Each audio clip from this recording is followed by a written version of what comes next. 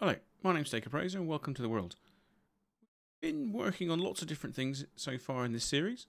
The first thing we've worked on is covering up the area here, which we've done a pretty good job on, but didn't quite get finished.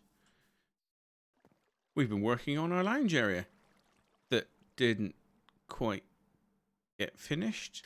And we've been tidying up our construction area, which again didn't quite get finished.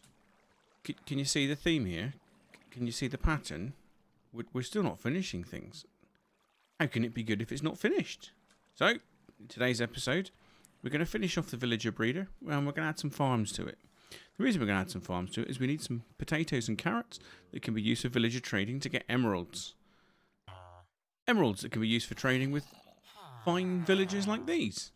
To get all sorts of good things, like efficiency and mending.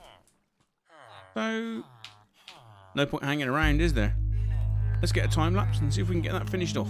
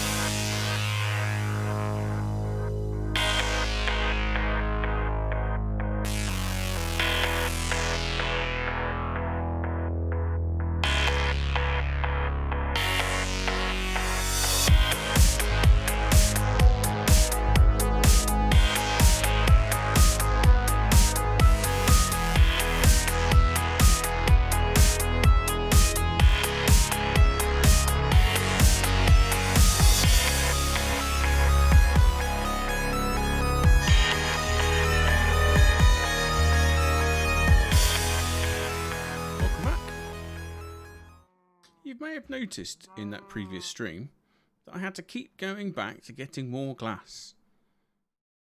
In my last Twitch stream, we built a quick furnace array to help with solving that problem. So let's have a pop downstairs and take a quick look at that.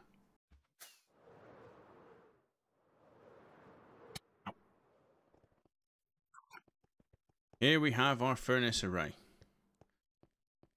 This isn't the most exciting of furnace arrays, but what it is fast. Fast enough for certainly anything I'm going to do. Let's have a quick look at it and see how it works. First things first, fuel. Well, what we've got here, massive set of minecarts that just go to and fro. Each of these is kind of U-shaped, so it bounces off the end, goes up and around, and back down again. They pick up the bamboos, gets broken by the flying machine. I'm going to have a quick look at that in action. You might be wondering, why are there bamboos on the edges that aren't being broken? I might have designed it a little bit too big.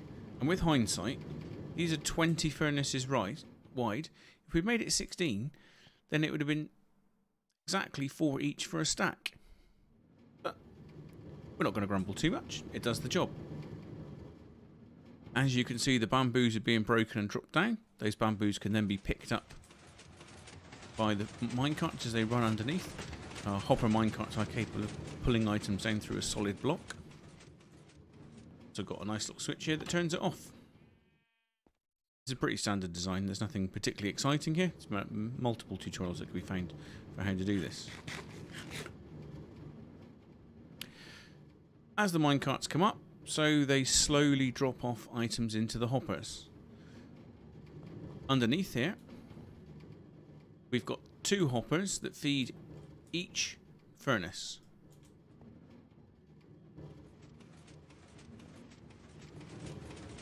Because the minecart goes across all 4, it will drop off them in whichever ones are free. So if these 2, for example, are full, then it will drop them into these ones. If they're all full, it will continue up and down until it's full. This is a really easy way of doing this. Next, got ourselves a hopper minecart. Goes up along the top. That feeds the hoppers that then feed into each of the minecarts. Let's show you how it works. Beauty of a hopper minecart is it will pull from a chest very, very quickly. We then press a button to power the rail. It sends it up and back. Okay, 24 left. So it's taken 20 on the way over and 20 on the way back. If we press it once more, it'll go through and empty it out. Now this is just something very simple, and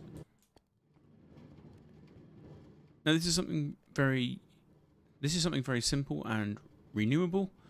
The bamboo will keep growing. There's no chance of the flying machine breaking with someone logging in because it's a manual process of turning it off and on.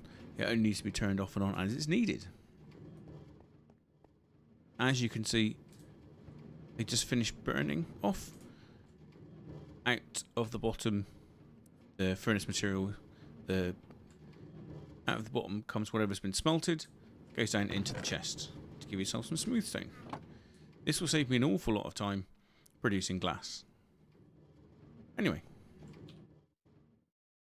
there are multiple improvements that could be made to this. I would say that this is already a good smelter array. It does the job, but there's several things that can be done. For example, you could set the minecart that when it is empty, it stops going to and fro and waits until it's full. You could make the flying machine run when it's out of fuel. However, that also runs the risk of if there's no one online, then it could break. Or if you log out while it's running, it can also break as chunks become unloaded. Well, I think it's pretty good for what we do now. Anyway, we completed that on the last Twitch stream. We do Twitch streams every weekend, often Saturdays, and we complete little tasks. So the first Twitch stream, we dug out this big room, which is where we will be moving the base. And in the last Twitch stream, we constructed this. Very useful.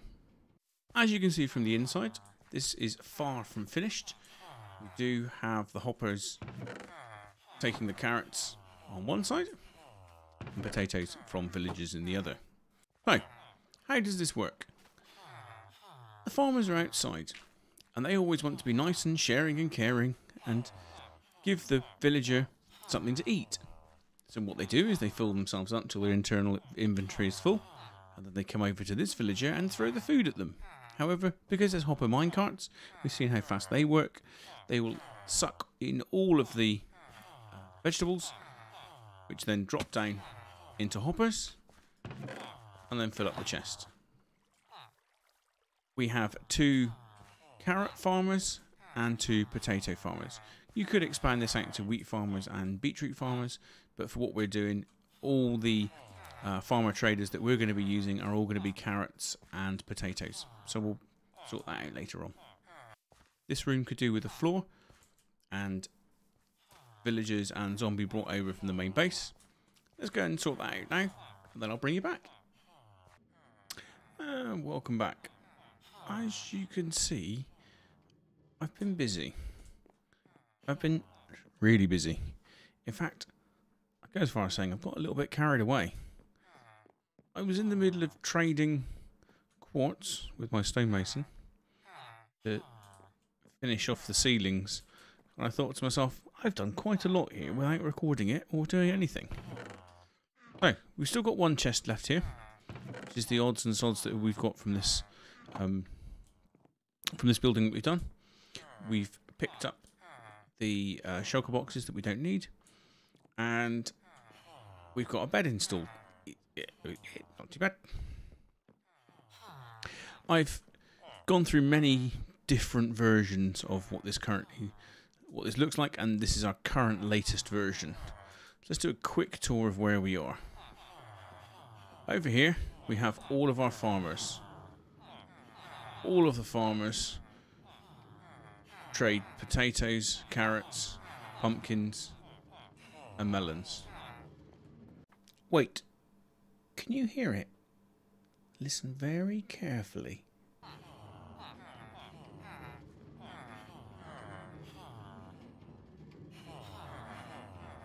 Yes, phantom minecarts. Well, let's fix that then. Hello. Back again. Sorry, apologies for that. I could hear minecarts moving, and I knew there's no minecarts nearby. So, for future reference, all of these minecarts are facing outwards, so that they came in on rails this way. However, because I forget what it was, I think it was an Enderman had come in here and moved them around. Two of them were facing this way, and it was those two that were side by side that was causing the minecart noise, sorry, which is quite annoying. Anyway, that's fixed. I can talk now. It's so distracting. So over here we've got our villagers, which farm, which are set with the farming trade. They collect potatoes, carrots, pumpkins and melons, and as a result you can get an awful lot of them. They're all as low as they can go, but the potatoes have gone back up to 3, and I don't know why that happens. If anyone knows why, if you can let me know in the comments, that'd be very much appreciated. It'd be nice if they stayed at 1, but they always go back to 3. Anyway, I've been doing some trading.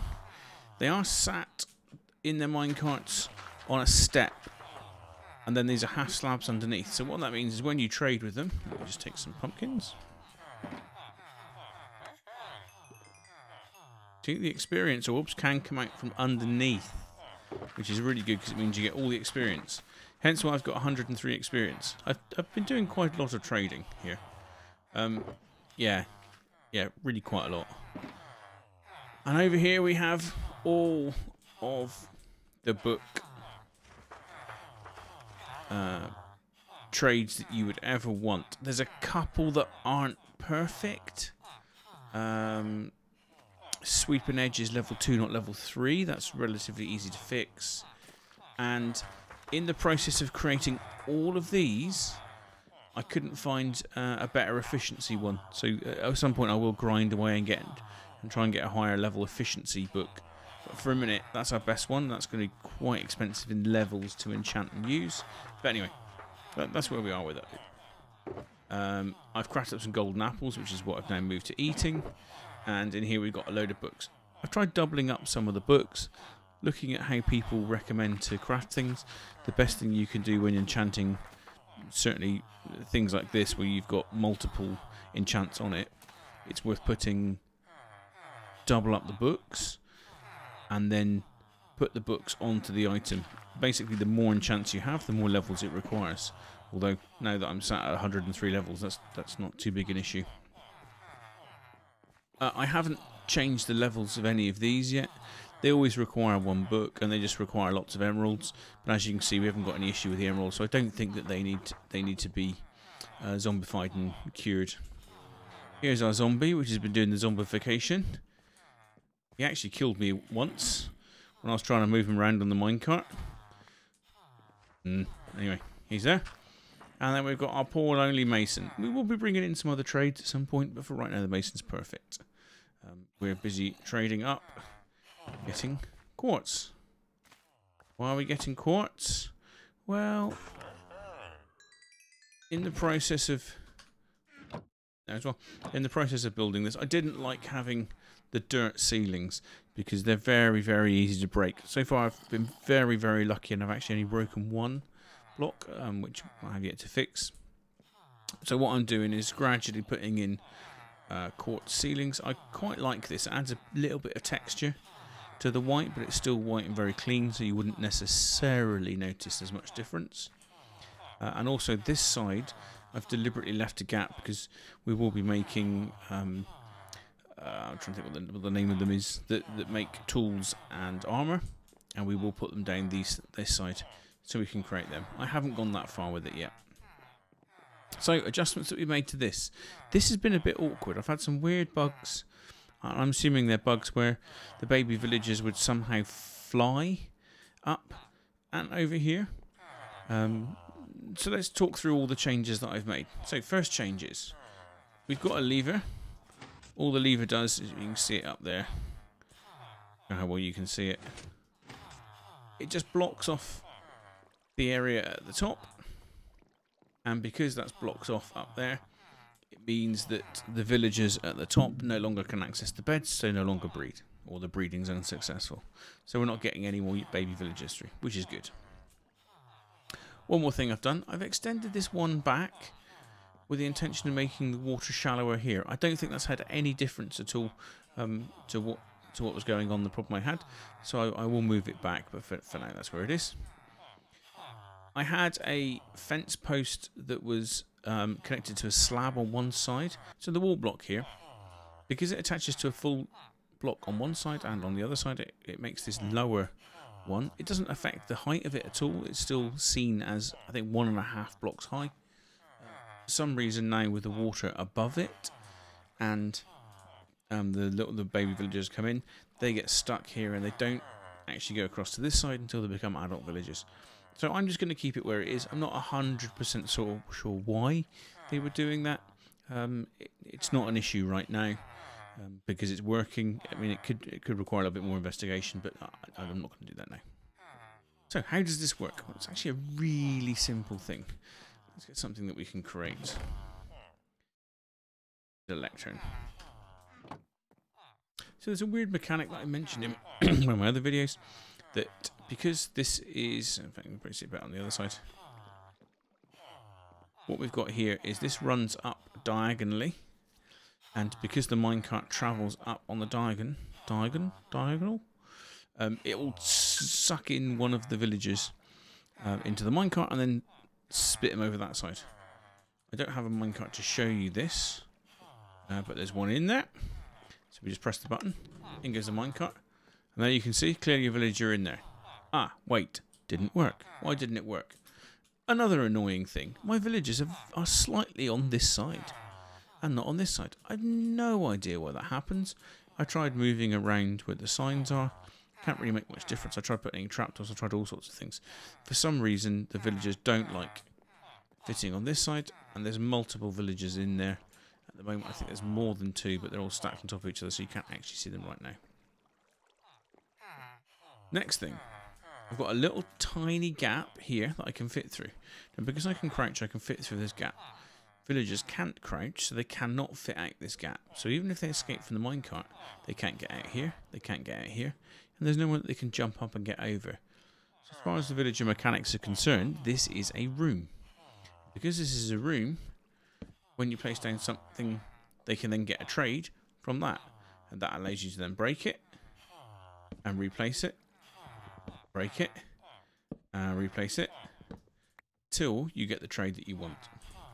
When you get the trade, you then press another button, off it goes, and then you connect it up to wherever you need your other items to be. This is my villager curing kit. So you have a splash potion of weakness. When I was using it, I would splash around the 3rd one, and then it would splash 3 either side, so effectively 7.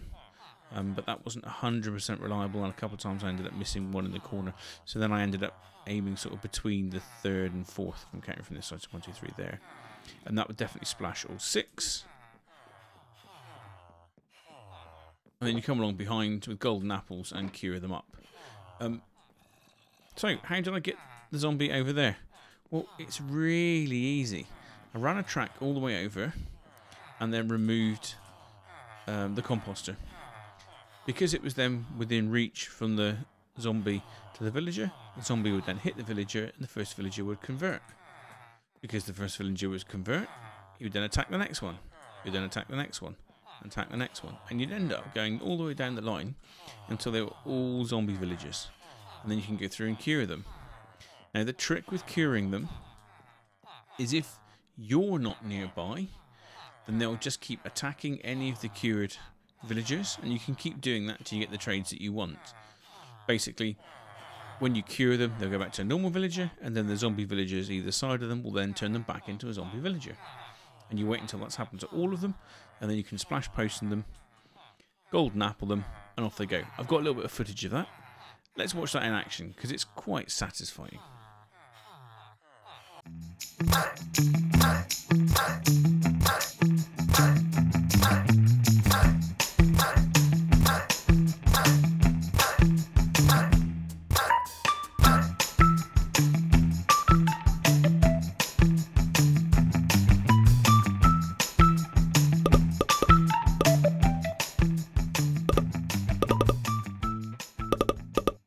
Well, there you go. That's quite a nice thing to see. And that concludes pretty much all the work that I've done inside here. Now, I'm very pleased with this. I have done a good job with this. It's definitely good. Even the bed. Ish. So, I think we can finally say some things are done. Let's go over to our board and tick them off. Here we are at the great to-do list of 2020. So what have we done so far? Well, I was reading this list earlier on, and there's an awful lot of things that we haven't done. But there are some things that we have. For example, villager breeder. Excellent. Done. Trading hall. Definitely done. Build a luxury home for Dutch cafe. What? I didn't remember putting that on there. You think we've had visitors coming and poking around and snooping in our house? Maybe. Maybe. Dutch Caffeine actually does play on the server. He's particularly nice, and he dropped me off this present when I ran out of iron, because he had an iron farm. It's currently broken, but he has got an iron farm, and has very kindly dropped me off this iron. So that's the least I can do, is build a luxury home for Dutch Caffeine. Now, we've got an awful lot of other jobs here to do. Decorate house. We've nearly decorated the house. We'll do that soon. Tidying up, those two kind of go together. Connect the flower farm to storage. When we move our storage area from down here over to the warehouse, we'll fix that. Fix mob spawning. What was that? Oh, yes. That was just things randomly appearing down there. Yeah, we've done that. Interior of the treehouse, that's way off, and a big cave build. We aren't going to tackle that till the new year. And move the kelp cooker. That's also moving, part of moving to the storage. And hide the monstrosity. Hide the monstrosity is going to sit there for a while because I haven't worked out what I'm going to do. I think we've pretty much finished for the day. It's been quite a lot of time past from when I first started recording this to when I'm recording it now. An awful lot of that has been now completed. I'm particularly pleased with it. It's very good. I've definitely made progress. I think I've finished something. And that is quite a major milestone. I hope it stays that way. Anyway, thanks for watching. Feel free to like and subscribe. And cheers and gone.